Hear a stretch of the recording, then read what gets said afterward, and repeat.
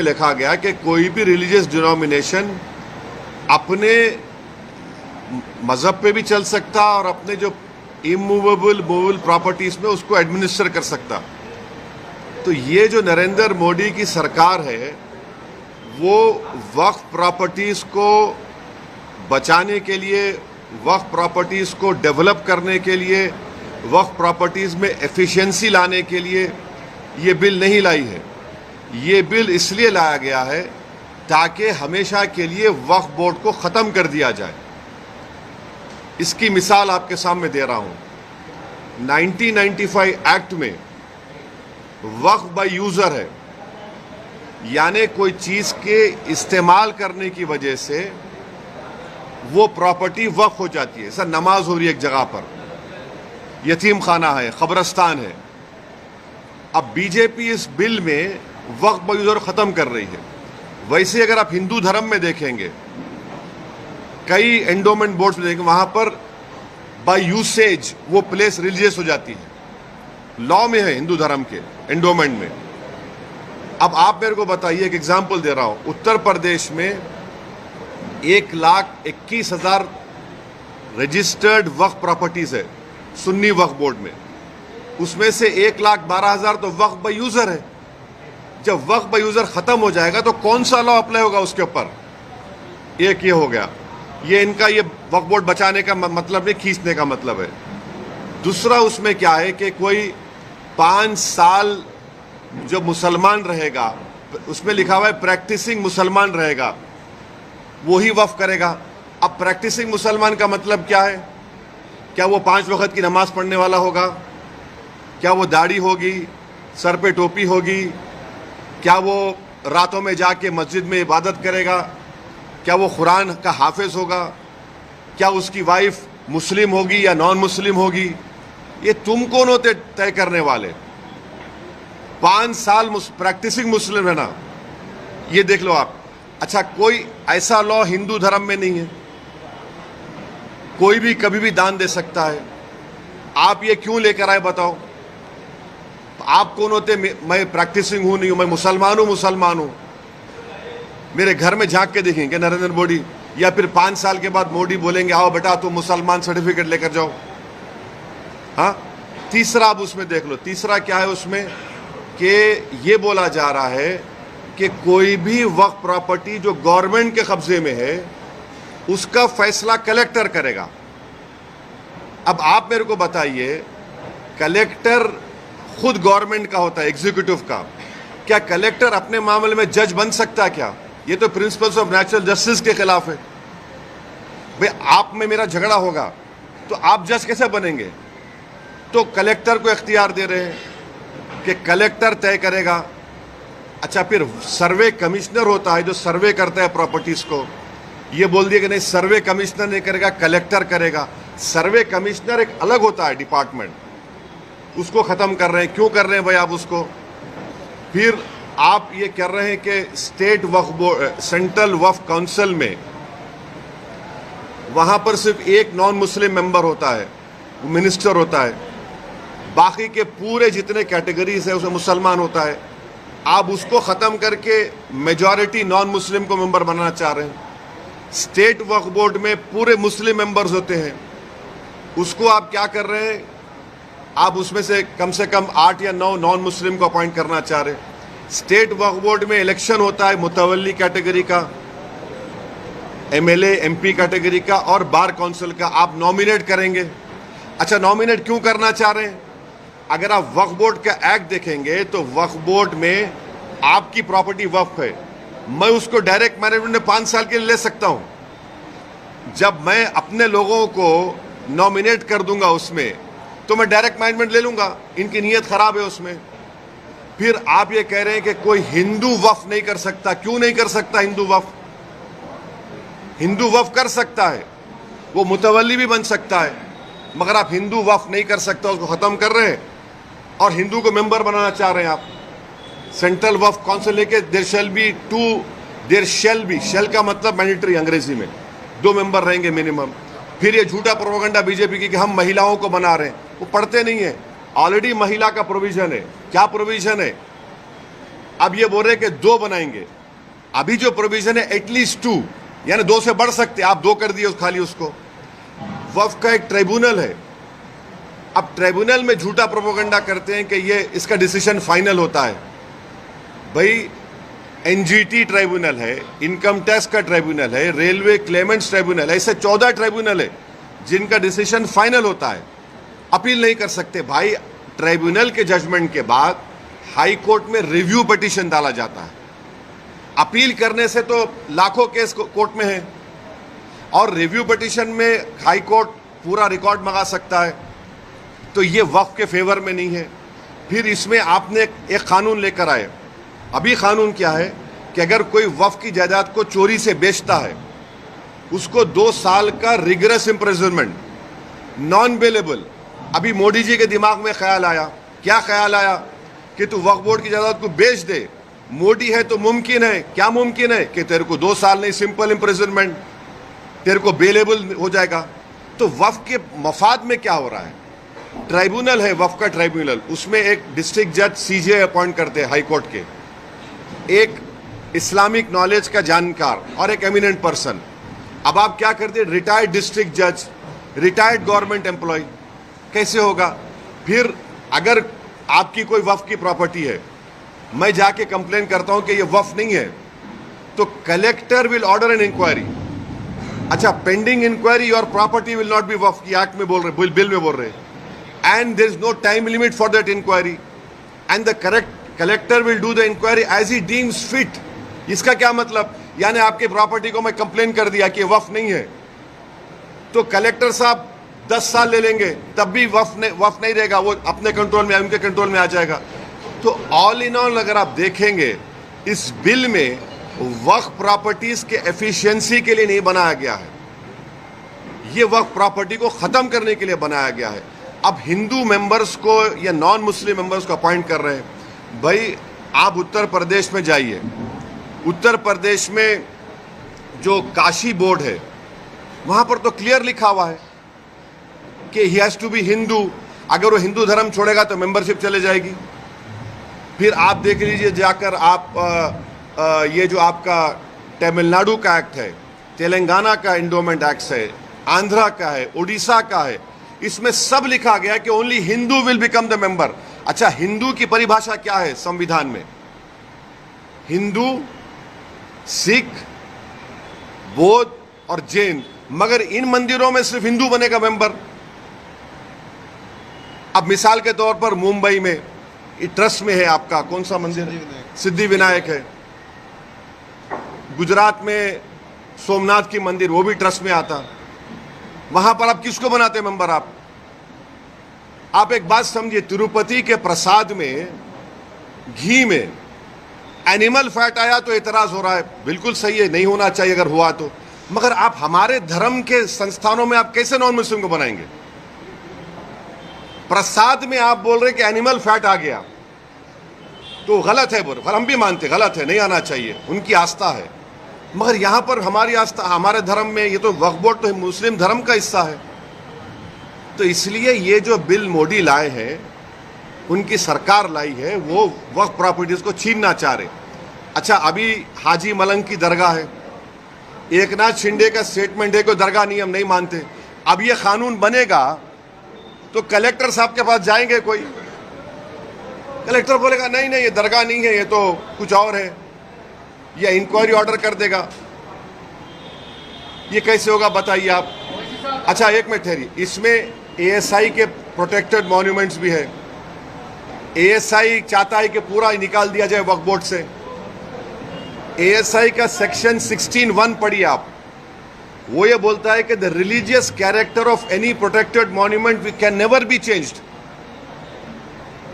तो ये इसीलिए हम कह रहे हैं कि ये वक्फ बिल जो नरेंद्र मोदी लाए हैं, वो वक्फ की प्रॉपर्टीज को बचाने के लिए नहीं, वक्फ के प्रॉपर्टीज को एफिशिएंट बनाने के लिए नहीं। अच्छा, जो वक्फ बोर्ड को मुतवल्ली 7% देते थे अपने इनकम का, उसको आप 5% कर दिए। ये कौन सा वक्फ के मफाद में काम कर रहे बताओ आप? तो इसीलिए ये सब एक मुसलमानों से उनकी मस्जिदों को छीनना चाहते हैं, दरगाहों को छीनना चाहते हैं, कब्रस्तानों को छीनना चाहते हैं, इसलिए इस बिल को लाए हैं लोग। एक के बाद एक के बाद मैं कह नहीं जा रहा हूँ, भाग नहीं रहा हूँ मैं। बोलिए आप।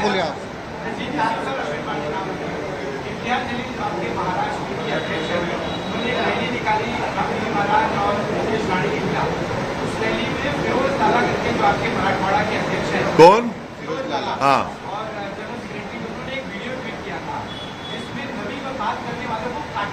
देखो मेरे भाई, सुनो आप, एक हाँ बिल्कुल सही किया, बिल्कुल। नहीं, सुन तो अरे भाई साहब, आपका जो ऑर्गेनाइजेशन का जो झगड़ा है सेबी के मैडम से, झगड़ा करो ना उससे। अरे सुन तो, अरे मेरे को जवाब देना मेरा काम है। तुम नहीं, आप देखिए, हम जवाब देंगे, आप जवाब नहीं देंगे। आप सवाल कर लिए, सुनो अभी। आप जैसा चाह रहे नहीं दूंगा मैं। आप मोदी है क्या? नहीं है ना मोदी, आप तो रुक जाइए। आप मोदी तो नहीं है ना, मेरे पीछे ईडी सीबीआई तो नहीं भिजाएंगे ना आप। सुनिए, मेरा जवाब यह है कि आप लोग झूठ चलाए, आपका झगड़ा सेबी से है। अब मैडम, अरे मेरा नहीं, उंगली मत दिखाओ, ऐसा मत दिखाओ। नहीं, आप जर्नलिस्ट है, मैं आपको बिल्कुल, वो झूठ है। हम बोल रहे तो नहीं, हम आपको बोल रहे झूठ है वो। आपको अब सुन तो लीजिए, इंडिया टीवी के रजत शर्मा ने तारीफ की इसकी। अब आपको पसंद नहीं आ गया बोलना, अरे बोल रहा हूँ। इंडिया टीवी के रजत शर्मा ने कहा कि इम्तियाज जलील ने कलेक्टर को रिप्रेजेंटेशन दिया, बाज नौजवान जज्बात में थे। इम्तियाज जलील ने कहा कि ख़त्म किस्सा ये, और रजत शर्मा जी ने अपने इंडिया टीवी पर कहा कि बहुत अच्छा किया उन्होंने। ये क्या, आप तो तारीफ भी करो। इतना बड़ा मजमा आया, महाराष्ट्र की तारीख में ये सबसे बड़ा मुसलमानों का प्रोटेस्ट था। सुन तो लीजिए, शायद आपकी पैदाइश से पहले एक प्रोटेस्ट मुंबई में हुआ था शाबानों के वक्त, उतना ही बड़ा प्रोटेस्ट हुआ। लोग ये कह रहे थे कि लोग नहीं आएंगे, 10,000 गाड़ियों से पूरे महाराष्ट्र से लोग निकल कर आए। पीसफुल प्रोटेस्ट था, पीसफुल प्रोटेस्ट में बात हुई और वो बात हम रखे। अब रहा सवाल, सेकंड प्रोटेस्ट भी होगा, मुंबई में होगा। अगर हमारे डिमांड्स को महाराष्ट्र सरकार नहीं मानेगी तो आज़ाद मैदान में परमिशन लेकर हम यह प्रोटेस्ट करेंगे और ये प्रोटेस्ट जारी होगा।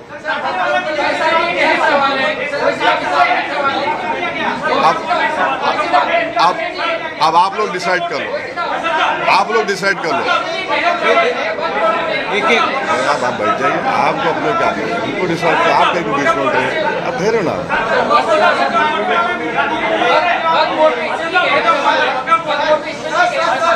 सवाल है कि निशिकांत दुबे एक एमपी है जिन्होंने जेपीसी के चेयरमैन को लेटर लिखा है।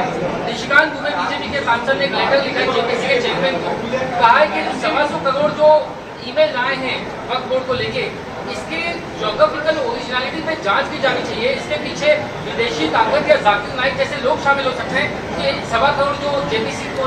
सुनिए, मैंने इनिशियल रिमार्क्स में अपने कहा कि ये जेपीसी नहीं है, ये जॉइंट वर्किंग कमेटी ऑन वक्फ है। Joint working committee on Waqf amendment bill में जो भी होता है, जो भी निर्णय होगा, वो हम पब्लिकली नहीं बोल सकते, वो हम पार्लियामेंट रूल्स प्रोहिबिट करते। वो अंदर जो भी होगा वो चेयरमैन साहब और मेंबर्स डिसाइड करेंगे। वो लिखे हैं तो ये देखिए, मैं आपको बता रहा हूँ, पार्लियामेंट की स्टैंडिंग कमेटी हो, पार्लियामेंट की सेलेक्ट कमेटी हो, पार्लियामेंट की जॉइंट पार्लियामेंट्री कमेटी हो, पार्लियामेंट की जॉइंट वर्किंग कमेटी हो, पार्लियामेंट की बिजनेस एडवाइजरी कमेटी हो, इन तमाम कमेटीज में जो भी अंदर जो होता है वो हम नहीं बोल सकते। आप मेरे को चाह रहे हैं कि कोई लेटर लिखा चेयरमैन को, वो कमेटी का हिस्सा हो गया। अभी हम उसको कमेटी में बात करेंगे या नहीं करेंगे, वो कमेटी का चेयरमैन तय करेगा, हम तय करेंगे। उत्तर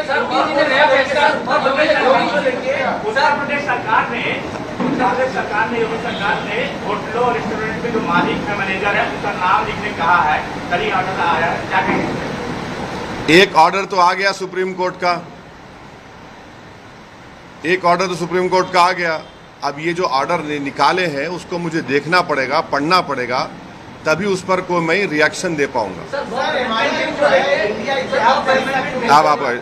वक्फ अमेंडमेंट बिल को लेके आप उसकी मुखालफत क्यों कर रहे हैं? क्योंकि वक्फ के अंदर अमेंडमेंट होना चाहिए, क्योंकि बहुत सारी ऐसी वक्फ की जायदाद है जिनके ऊपर कब्जा हुआ है और जो दूसरों के पास है, तो क्या amendment होना चाहिए कि नहीं होना चाहिए? तो सुनिए, अभी देखिए, नहीं आप अच्छा आप सब पूछ लीजिए, आप वहाँ वक्फ बोर्ड की जो आप बता रहे कि वक्फ बोर्ड में बदलाव नहीं होना चाहिए, तो वक्फ बोर्ड जो रहे अभी तक का जो वक्फ बोर्ड बना, जहाँ ट्रिब्यूनल बना, उसके रहते हुए सिर्फ बिजनेस में सिर्फ बिल्डर लोग ने जो है पैसे कमाए, ना ही कि एक आम मुसलमान को कोई फायदा हुआ वो वक्फ की जमीनों से।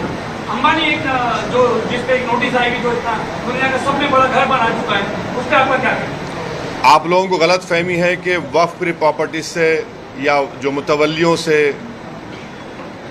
पीपल एट अवामुन्नास को एट लार्ज पब्लिक फ़ायदा नहीं हुआ। मेरी आपसे गुजारिश है कि कभी गुलबर्गा को जाइए।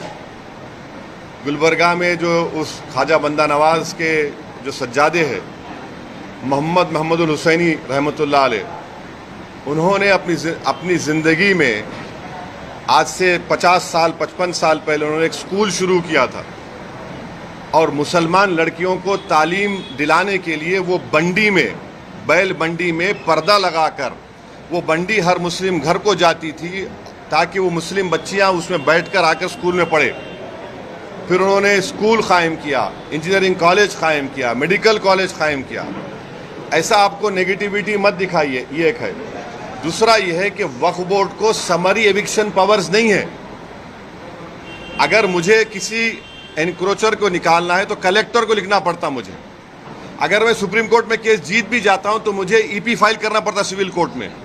तो वक्फ बोर्ड को समरी एविक्शन पावर्स मिलने चाहिए जो हिंदू एंडोमेंट बोर्ड को दिए गए हैं, वो दीजिए और आप इन एनक्रोचर्स को निकालेंगे। अब जो एनक्रोचर्स है, लिमिटेशन एक्ट वक्फ प्रॉपर्टीज के ऊपर, limitation act Hindu endowment properties पे अप्लाई नहीं होता। अब इस बिल में नरेंद्र मोदी बोल रहे लिमिटेशन अप्लाई होगा, यानी जितने एनक्रोचर्स कब्जा करके बैठे हैं उनको अब मालिक बनाना चाह रहे। अब रहा सवाल तीसरा जो आप यहां पर बड़ी बिल्डिंग का हवाला दिए, वो जो है वो आगा खानी वक्फ की है। अब मोदी जी आगा खानियों के लिए वक्फ बना रहे, हम चैलेंज कर रहे मोदी जी को।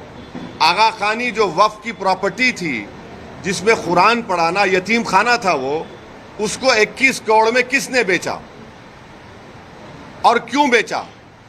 और क्या वहां पर वक्फ बोर्ड के ऑफिसर्स ने लिखकर नहीं दिया था कि this is a Waqf property? अभी भी मसला सुप्रीम कोर्ट में चल रहा है। तो ये अगर आप पावर्स देखिए, सेक्शन 40 का पावर छीन लेंगे, आप लिमिटेशन एक्ट अप्लाई करेंगे, वक्फ बाय यूजर निकाल देंगे, तो ये किसके लिए किया जा रहा है? फिर वक्फ बोर्ड के लिए तो नहीं किया जा रहा है ना, ये तो बड़े बड़े दौलतमंदों को फायदा पहुंचाने के लिए किया जा रहा है, बिल लाया जा रहा है। अखिलेश यादव ये वो नहीं पूछे अभी, ने बोले सर आप इंडिया जलील ने कहा था कि हम चाहते हैं कि महाविकास आघाड़ी के साथ गठबंधन हो ताकि वोटों का बंटवारा ना हो। इसके ऊपर महाविकास आघाड़ी की तरफ से कहा गया है कि अगर आप गठबंधन करना चाहते हो तो लेकिन प्रस्ताव दीजिए, खड़गे जी से बात करिए, उद्धव जी से बात करिए। एक बात आप बात करना चाहेंगे? इम्तियाज जलील साहब ने लिखकर एक प्रस्ताव भिजाया है कांग्रेस के महाराष्ट्र के अध्यक्ष को और एनसीपी के अध्यक्ष को, उन्होंने लिखकर भिजाया है। मैं इतना ही कहूंगा, अब वो उनको डिसाइड करना है। इससे जुड़ी हुई एक बात आपसे करना चाह रहा हूं, जो इम्तियाज जलील की लीडरशिप में जो प्रोसेशन, जो गाड़ियों का काफिला औरंगाबाद से निकला, उसमें तो इम्तियाज जलील ने हर जिले के कांग्रेस, राष्ट्रवादी और समाजवादी, इन तमाम के जिले के लीडर्स को से उनके बड़े बड़े अध्यक्ष को लेटर लिखा कि आप आइए, इसमें आप आकर इसको ज्वाइन करिए, ये कोई पॉलिटिकल प्रोटेस्ट नहीं है, आप इसमें शामिल हो जाइए। कोई नहीं आया। भाई इतने एमएलए, मुस्लिम एमएलए जीत कर आए कांग्रेस पार्टी से, उनको आना चाहिए था। भाई ये तो एमआईएम का फंक्शन नहीं था, ये तो जो उस शख्स ने हमारे प्रॉफेट मोहम्मद सल्लल्लाहु अलैहि वसल्लम के खिलाफ जो अनाप शनाप बकने की कोशिश की, और फिर एक बीजेपी का एक विधायक है जिसने अनाप शनाप भाषण दिया, उसके खिलाफ एक प्रोटेस्ट हुआ था, अब उसमें भी नहीं आते।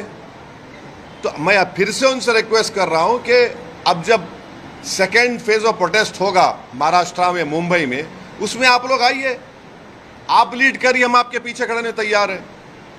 ये तो नामूस रिसालत का मसला है ना, ये तो प्रॉफेट मोहम्मद सल्लल्लाहु अलैहि वसल्लम के खिलाफ जो किसी ने बकवास बकने की कोशिश की, तो ये उनको देखना, जनता देख रही है इन लोगों को। आप आ ही नहीं रहे प्रोटेस्ट में, और जो लोग बोल रहे थे प्रोटेस्ट वायलेंट होगा, वायलेंट होगा, उनको तो चुल्लू पर पानी में डूब मरना चाहिए बेशर्मों को। वो जो प्रोपेगेंडा कर रहे थे कि वायलेंस हो जाएगा, वो हो जाएगा, ये हो जाएगा, अरे बेशर्मी की हद कर दिए, झूठ की हद कर दिए। 10,000 गाड़ियां निकली और 10,000 गाड़ियों में से पूरे पीसफुल गए, एक दो जगह पर उनको आईने फोड़े गए गाड़ी के, फिर भी हम लोग प्रोवोक नहीं हुए। मैं सलाम करता हूं, मैं तो सलाम करता हूं उन तमाम लोगों को जो सिर्फ प्रॉफेट मोहम्मद सल्लल्लाहु अलैहि वसल्लम के बारे में जिस शख्स ने बकवास बकी और रूल ऑफ लॉ के अपहेल्ड करने के लिए संविधान को तिरंगा लेकर निकले, इन लोगों को नहीं आते। तो अब मैं क्या करूं इसके बारे में, मगर जनता देख रही है, दुनिया देख रही है। आप ये बात एक आता हूँ आप, हाँ हम भी डटे हुए हैं, हम कहाँ डटे हुए नहीं हैं? आपको क्या लग रहा है? जितना हम डटे हुए हैं उन तो वो तो हटे हुए हैं, वो तो डरे हुए हैं, हम तो डटे हुए हैं। हाँ अभी उनका सवाल हो जाए, सवाल हो जाए। आगामी विधानसभा चुनाव के संदर्भ में आपकी कुछ रणनीति है क्या? आने वाले दिनों में आप आज आए हैं महाराष्ट्र? नहीं, अभी तो हमने हमारे मुंबई के अध्यक्ष रईस लश्करिया साहब के विधानसभा में आज हमारी जनसभा है, हमने इनका नाम डिक्लेयर कर दिया, इम्तियाज जलील का नाम डिक्लेयर कर दिया। हमारे 2 MLAs हैं, मुफ्ती इस्माइल और फारूक शाह धूलिया से, फिर शोलापुर से हमने फारूक का नाम डिक्लेयर किया, और भी नाम डिक्लेयर करना है हमको, और वो नाम डिक्लेयर करेंगे भी हम। नहीं एक मिनट, वो नहीं पूछे ना, वो पूछे। मजलिस में आने वाले इलेक्शन में कितनी सीट से पार्टिसिपेट मैं करेगी, और आपका प्रोटोकॉल बोलता है कि मुंबई अध्यक्ष लीजिए या तो फिर सीट लीजिए। हम फैयाज खान के साथ में आपने वादा किया, किसका? वही सवाल था कि मजलिस जो है मुसलमानों को मुत्तहिद करने की बात करती है, और ग्राउंड लेवल पे ऐसा नहीं लगता है कि आपसे और ग्राउंड लेवल पे जो तालमेल है वो है। मिसाल के तौर पे हारिस पठान को लेकर जो है आपके खुद के मुंबई में नाराजगियां बहुत ज्यादा है। हाँ। पिछले कुछ 15-20 दिन पहले कुछ ऑफिस में भी जो है इस तरह की नाज़िम अल्फाज का इस्तेमाल किया गया था। तो मैं जानना चाहता हूँ कि वजह क्या है कि आपका ग्राउंड आपके घर में नाराजगी नहीं है? एक मिनट ठहरी। अच्छा, तुम्हारे घर में नाराजगी नहीं है तुम्हारे खिलाफ? भाई अरे तुम बोलने तो दो ना, तो तुम आके बैठो तो मैं उधर आता हूँ, आ जाओ इधर। तुम्हारे घर में नाराजगी नहीं है ना? हर घर में नाराजगी होती है, तो उसमें क्या है, घर है अपना।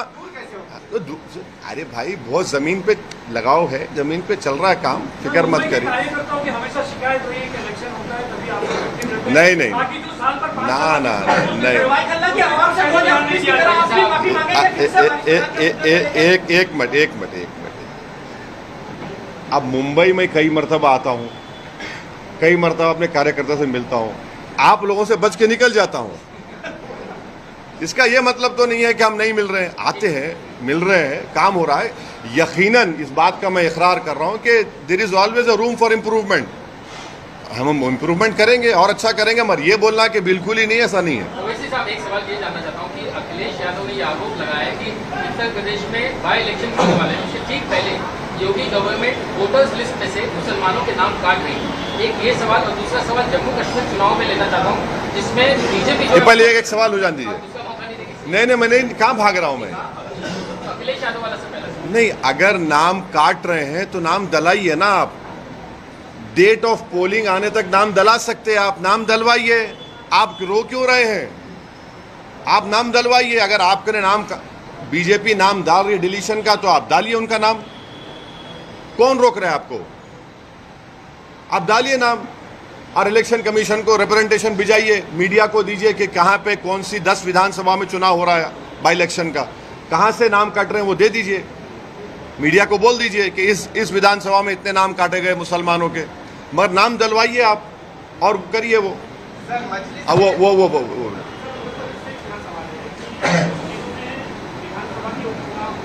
कहाँ पे? हाँ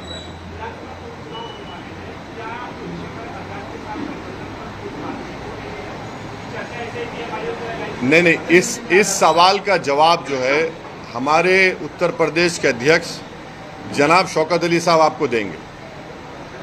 सर एक सवाल है, वो भाई नहीं पूछे, वो आप वो पीछे आपके जो है मेरे सवाल का जवाब ही नहीं मिला। नहीं, जवाब दे दिए आप।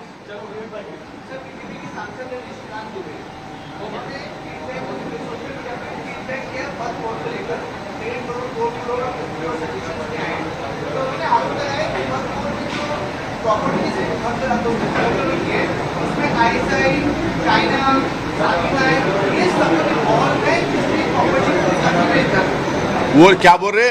ISI, चाइना, हाँ, और ये लोग क्या कर रहे हैं? अच्छा, किसके नाम पे कर रहे हैं वो लोग? किसके नाम पे कर रहे हैं? नहीं, किसके नाम पे तो करना नहीं, अरे मैं जवाब, किसके नाम पे तो करना पड़ेगा ना। क्या चाइना के नाम पे रजिस्ट्री होगी भारत में?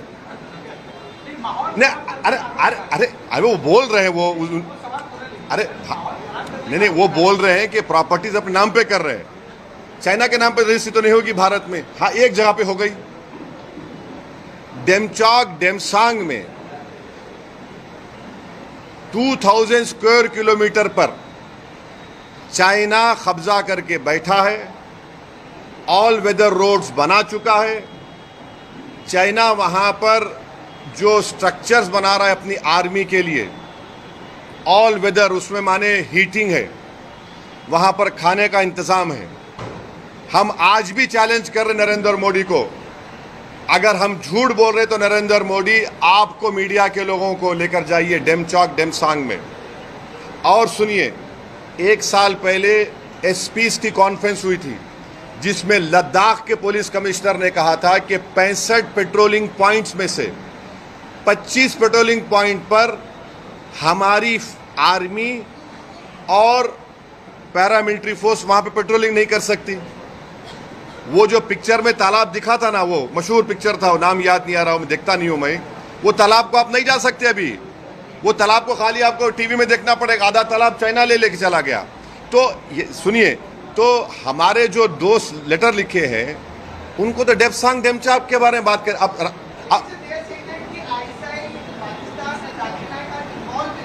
हाँ, तो उनका इन्वॉल्व है तो देते प्रूफ, दे बराबर। अगर कोई इन्वॉल्व, चाइना इन्वॉल्व है तो हम तो बोलेंगे पहले चाइना को डेमसांग डेमचौक से निकाल कर उखाड़ कर फेंको।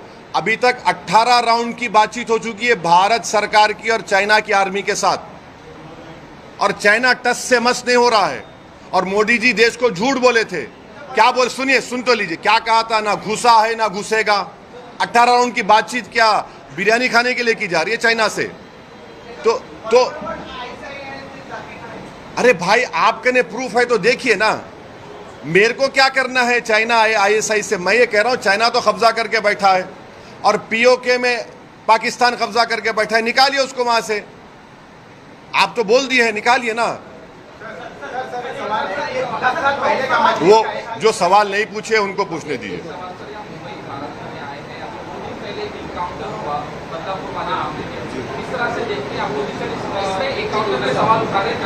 इसको एक ही छोटा जवाब, शहर में जगह जगह पर पोस्टर लगे हैं, देवेंद्र फडणवीस की तस्वीर लगी है और लिखा गया है बदला पूरा, बदला पूरा हो गया, इस तरह के पोस्टर भी लगे। तो इस पोस्टर से शुरू करते हैं। अब वो बोल रहे हैं, सुन तो लीजिए ना, बदला पूरा हो गया।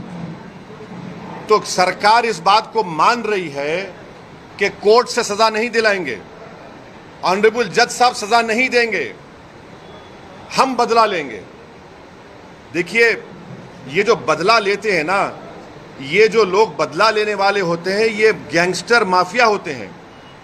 संविधान में इंसाफ होता है, जस्टिस होता है, और कोर्ट के जरिए से उस खाती को जब सजा दी जाती है तो बदला नहीं होता, वो जस्टिस होता है।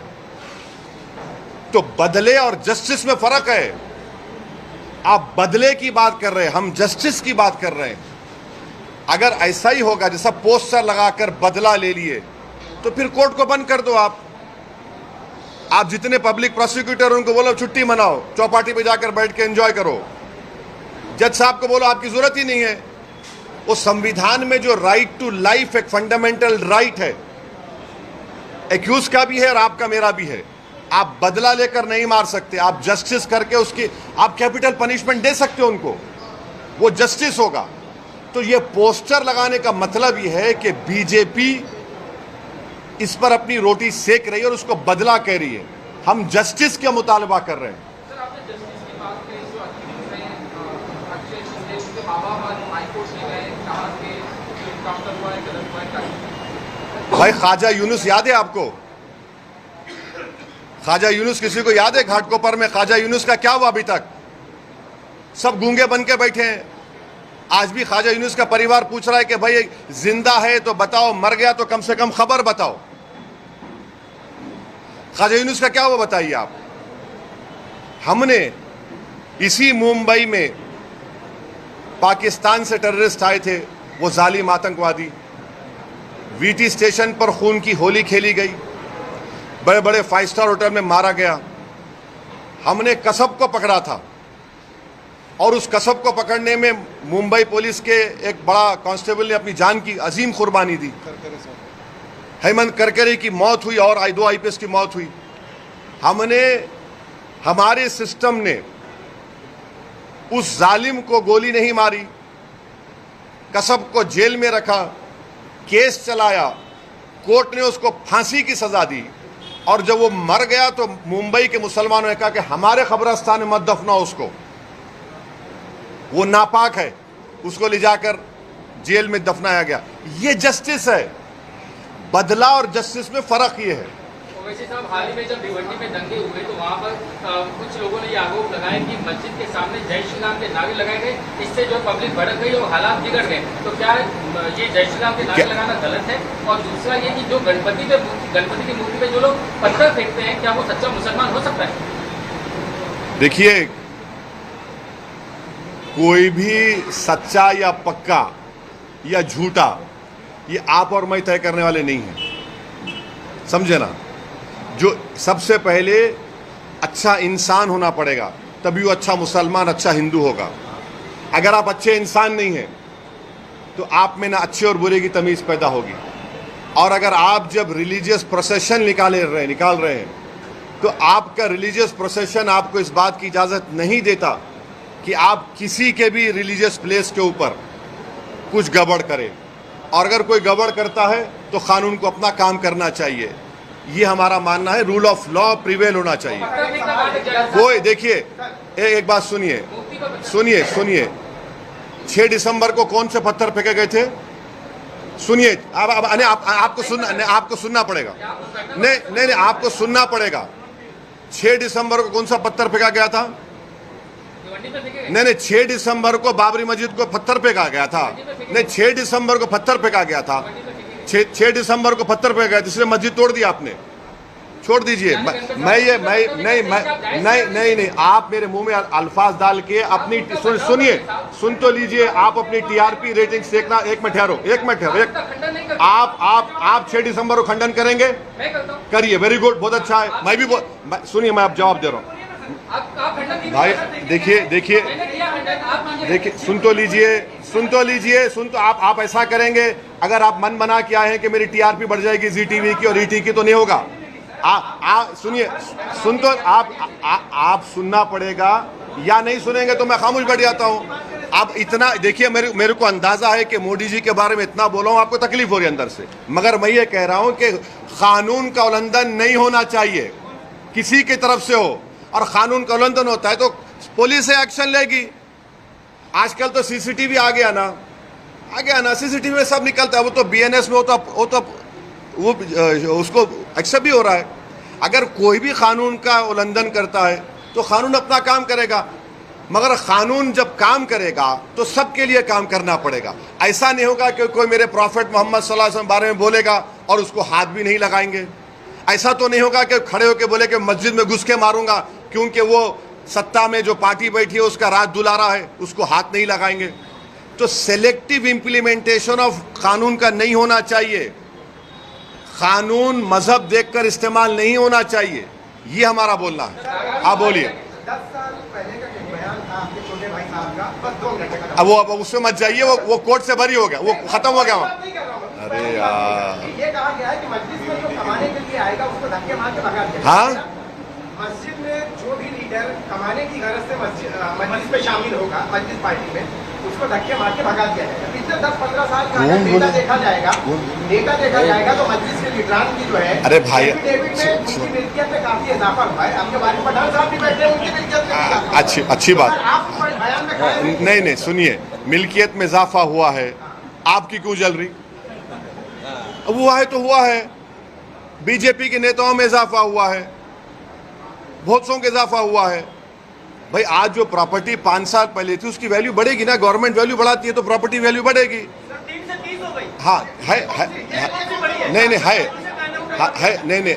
अच्छा, आपको शेयर नहीं मिला क्या? बोलिए, बताएंगे आप। चलिए नागालैंड वाले में सुन आपने कही, नागालैंड के में अभी अरबी में बोलना चाहता सर। उनका कहना है कि लोकसभा चुनाव में एकतरफा मतदान किया गया, भारतीय आघाड़ी पक्ष में, लेकिन विधानसभा में प्रतिनिधित्व मुसलमानों का नहीं होता है। इसीलिए कम से कम 42 सीटें जो है जहाँ पर मुस्लिम बहुल इलाके हैं वहाँ पर मुसलमानों को उम्मीदवारी दी जाए ताकि सदन में जाकर वो मुसलमानों के मुद्दे को उठा सके। इतना बड़ा प्रोसेशन निकला जो नॉन पॉलिटिकल था, उसमें नहीं आ रहे ये लोग। क्या टिकट पूछ रहे? एक मुसलमान के लिए उसका जो दिल होता है वो प्रॉफिट मोहम्मद सल्लल्लाहु अलैहि वसल्लम होते हैं, उसमें इनके लीडर नहीं आना चाह रहे, उसमें तो अब क्या बोलेंगे इनको? अरे भाई तुम, इतना बड़ा मसला है ये, उसमें आ जाते आप टिकट लेके क्या करेंगे? वैसे सर धारावी वाले मुद्दे में क्या धारावी में जो मस्जिद है वहाँ पे निर्माण कार्य हुआ और मस्जिद का कुछ हिस्सा एजेंसी के मुताबिक उसका निर्माण हुआ, इसको लेकर काफी हंगामा हुआ है और अब वहाँ पर कमेटी द्वारा कुछ कहा गया है कि वो पूर्ण कार्रवाई करेंगे। इसको लेकर मार्केट का माहौल है। कमेटी बोल दी ना तो मैं क्यों बोलूंगा?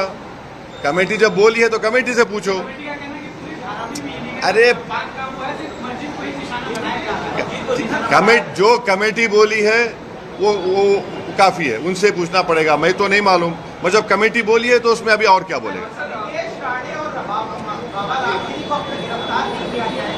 क्या अगले सत्र में आपने मुद्दा उठाई? तो यही तो मैं बोल रहा था, हमारे जो भाई ईटी और जी के पूछ रहे थे, ये तो कानून का संविधान इनको यहाँ नजर नहीं आता, इनको नजर ही नहीं आता। ये पूछ क्यों नहीं रहे कि ये जो बकवास बकी गई उसके ऊपर पुलिस केस क्यों नहीं बुक हो रहा है?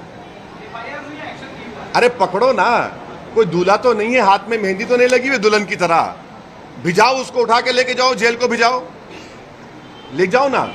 एफआईआर हुआ है, एफआईआर लेके क्या करेंगे? बीएनएसएस में तो 15 दिन का टाइम है, जब एफआईआर इशू हो चुका है तो पकड़ो ना उसको, नहीं पकड़ सकते। देखिए महाराष्ट्र की पुलिस को ये लोग कमजोर कर रहे हैं बीजेपी वाले। महाराष्ट्र की पुलिस एक प्रोफेशनल फोर्स है और उस प्रोफेशनल फोर्स का ये लोग मजाक उड़ा रहे हैं। ये एक नहीं अनेक भाषण है उसके, क्यों बचाया जा रहा है? क्योंकि वो रूलिंग पार्टी का है। मस्जिद में घुस के मारेंगे, ये आपको नजर नहीं आता, पत्थर नजर आते खाली आपको। तो ये सिलेक्टिव इंप्लीमेंटेशन ऑफ लॉ क्यों हो रहा है? उसको पकड़ना चाहिए फौरन दोनों को, कोर्ट अपना काम करेगा। एक चुनाव को लेकर के एक सवाल है, प्रॉपर्टी आधार कार्ड देख के हुए चाहिए। जो है सीट सेलिंग को लेकर अभी तक मीटिंग चल रही है, लेकिन 6 सीटें हैं मुंबई में जहाँ पे मुस्लिम ज्यादा है, वहाँ वो सीटें ना कांग्रेस छोड़ने को तैयार है ना शिवसेना छोड़ने को तैयार है। हमें वो सीटें चाहिए, तो आप किस तरह से देखते? मेरा क्या, आप वहाँ पे अपने कैंडिडेट को किस तरह से देखते? नहीं देखिए वो क्या, मुस्लिम इलाकों में सुनिए, सिर्फ मुस्लिम इलाकों का सवाल नहीं है। एमआईएम पार्टी हर इलाके से अपने कैंडिडेट खड़ा करेगी। इम्तियाज जलील ने तो लिख कर दिया महाराष्ट्र के कांग्रेस के अध्यक्ष को, एनसीपी के नेता को, तो अब हम खड़ा करेंगे नहीं खड़ा करेंगे, हमारी पार्टी तय करेगी, मगर वो क्या करेंगे उससे मुझे क्या करना है, उनकी पार्टी का इंटरनल मैटर है ना वो। ओवैसी साहब, चुनाव को लेकर एक सवाल है कि चाहे अजित पवार की पार्टी हो, चाहे एकनाथ शिंदे की पार्टी हो, चाहे आपने देखा कि ईद की छुट्टी को पोस्टपोन करने का मामला हो या यहाँ पे पुरखा बांटने का एक मामला हो, हर कोई जो है मुस्लिम वोटर्स को प्लीज करने में जुटा हुआ है। तो ऐसे में आगामी चुनाव में मुस्लिम वोटर्स जो हैं, क्या वो इनकी बातों में आएगा, कहीं वोट करेगा अजित पवार की पार्टी हो चाहे वो एकनाथ शिंदे की? अब आप ये बोलिए, वो मस्जिद में घुस के मारूंगा, किसको खुश कर रहे? मुल्ला जी को खुश कर रहे हैं। वो प्रॉफेट मोहम्मद सल्लल्लाहु अलैहि वसल्लम शान में बकवास बक रहा है, मुझे खुश कर रहे हैं। आप लोग क्यों ऐसा सवाल करते हैं भैया? ये कहां खुश हो रहे हैं? बुलडोजर मुझ पे इस्तेमाल होता, कोई भी अनाप शनाप बक देगा, केस अरेस्टिंग नहीं होती उसकी। अपीजमेंट तो इनका हो रहा है ना, रूलिंग पार्टी से जो वापस था उनका अपीजमेंट हो रहा है, और मुंबई पुलिस का और महाराष्ट्र की पुलिस का मजाक उड़ाया जा रहा है। अपीजमेंट तो दूसरी तरफ हो रहा है, मेजॉरिटेरियन अपीजमेंट कर रही है बीजेपी और एकनाथ शिंदे की सरकार। थर्ड फ्रंट को लेकर क्या आप उसको देखते हैं? थर्ड फ्रंट महाराष्ट्र में कितना कारगर होगा? थर्ड फ्रंट को लेकर काफी चर्चाएं शुरू हो चुकी हैं। हाँ, चर्चाओं में हम भी हैं। सर, अकबर ओवैसी को आपने आपके छोटे उसको हमेशा मुंबई और महाराष्ट्र की राजनीति से दूर रखा है। क्या इस बार अकबर ओवैसी महाराष्ट्र के इलेक्शन के टाइम पे यहाँ पर आएंगे, आप उनको लाएंगे? MIM का कोई भी नेता किसी भी जगह से दूर नहीं होता है। काफी सालों से यहाँ पर नहीं भाई, उनकी सेहत बाज़-औक़ात साथ नहीं देती है। उनके ऊपर जानलेवा हमला हुआ था, तो उससे उनके सेहत की ठीक नहीं होने की बिना पर समर आएंगे, वो जरूर कैंपेन करेंगे, हर जगह करेंगे महाराष्ट्र में। वारिस पठान को टिकट आप देंगे? दो का नाम अनाउंस किया आपने, वारिस पठान का नाम अभी तक आपने अनाउंस नहीं किया। आपको शाम में अपन मिल रहे ना, बात करेंगे इस बारे में। हरियाणा में और जम्मू कश्मीर विधानसभा निवडणूक में क्या होगा ऐसा लगता है आपको? मुझे लगता है कि हरियाणा बीजेपी हारेगी, इंशाल्लाह जम्मू कश्मीर भी हारने के मौक़िफ़ में है। तो लड़ाई जम्मू कश्मीर में मेरी राय है कि जम्मू में होगी। बीजेपी अगर जम्मू में हार गई तो खत्म, मामला टाइटें हो गया। थक गए आप लोग?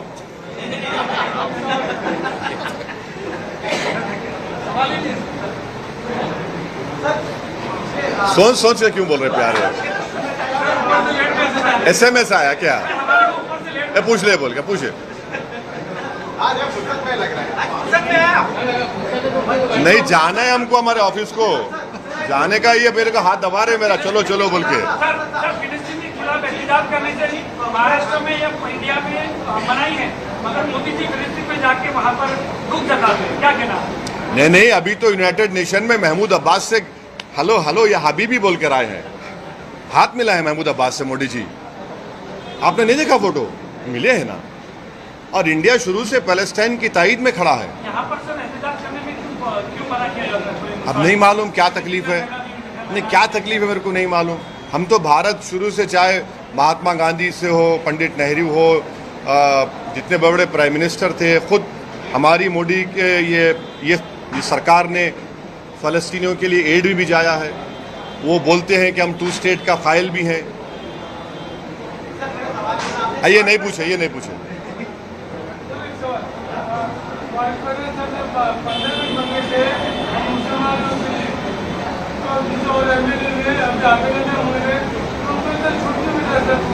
क्या हुआ? 15 मिनट बोला, दूसरा मैंने 24 घंटा बोला, उसको छूट मिला। हाँ,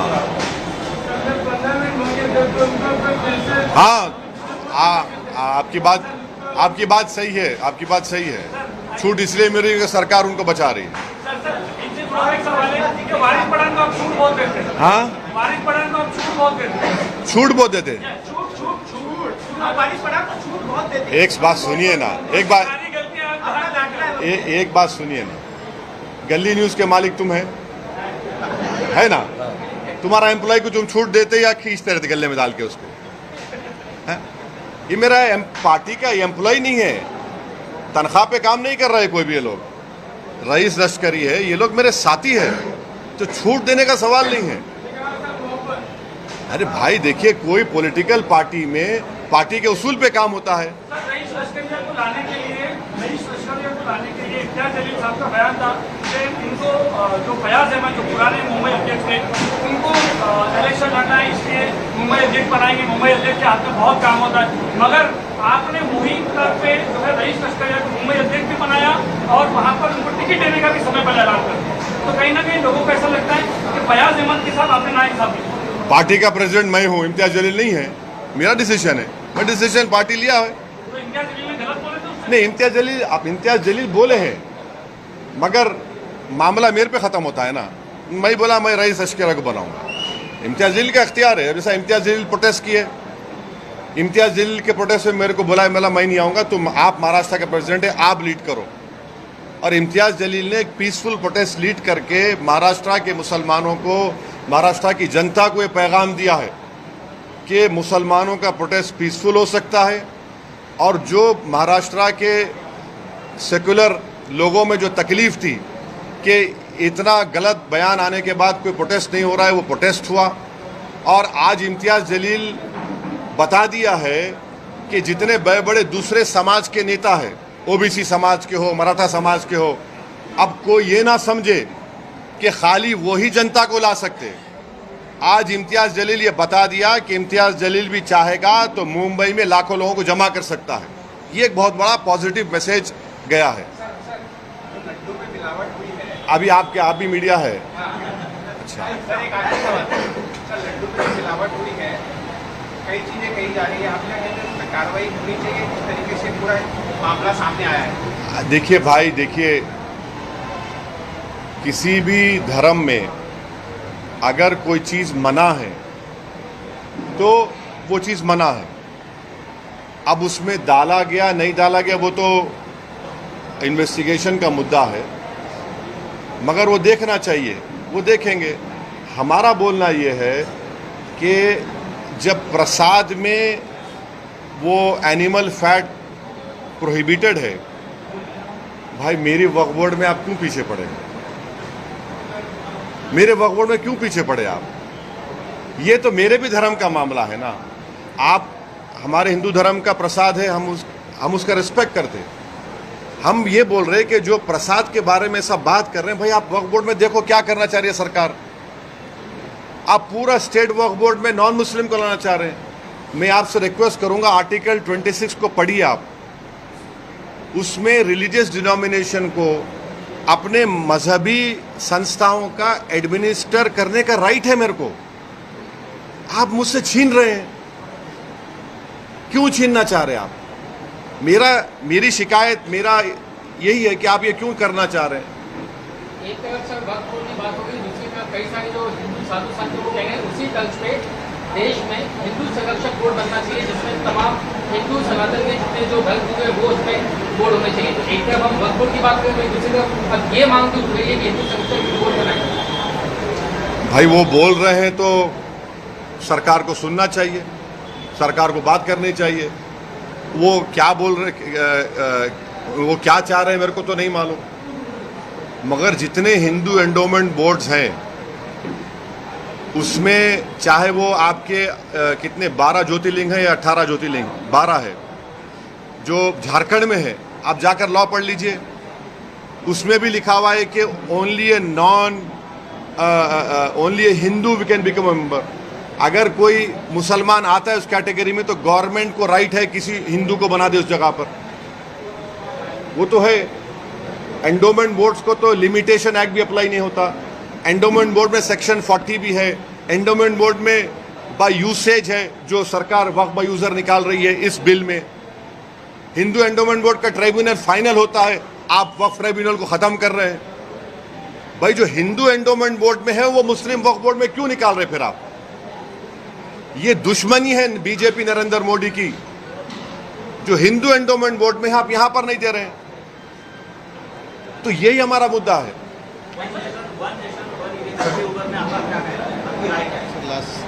ये आखिरी है ना, ए बस कर देना, बस फिर शाम में कुछ नहीं होगा। नीतीश राणे ने कहा है कि रैली को देखते हुए कहा कि इतने इतने पोहे तर आम्ही रोज सकाळी नाश्ते खातो, यानी इतने लोग आए तो मैं सुबह नाश्ते में खाता, क्या कहना आज करते हैं क्या? अब नहीं मालूम वो इंसान को खाता है क्या, ये कब से होगा खाने वाला, ये इंसान को खाता है वो, यही कहा उसने। क्या कहा, उसका तर्जुमा क्या है, ट्रांसलेशन क्या है? इन्होंने इतना लिखा, इतने पोहे, पूरा पोहे आटे रैली में के हाथ में लिखा है, पोहा। और कहा इतने पोहे तो मैं नाश्ते में खाता हूँ। अच्छा जो आदमी का मवासा है वो चावल के उसमें किया है। अच्छा अच्छा अच्छा, ओह। पोहे पोहे अब मौज मौज बना लो प्यारे, तुम्हारी सरकार है, 1 महीना 2 महीने की बात है, मौज बना लो। तुम्हारे को जैसा है ना, ये एकनाथ शिंदे है, फडणवीस है, तो वो एक कहावत क्या है, एक कहावत, मशहूर कहावत है कि अब सरकार उनकी है तो वो बचा रही है उनको, मगर संविधान की बेइज्जती की जा रही है, महाराष्ट्र पुलिस की बेइज्जती की जा रही है, जो बकवास पे बकवास बोला जा रहा है। और अब BNS कानून में प्रोविजन है 302 पढ़ो आप, जिसमें हर्टिंग रिलीजियस सेंटिमेंट है। Thank you.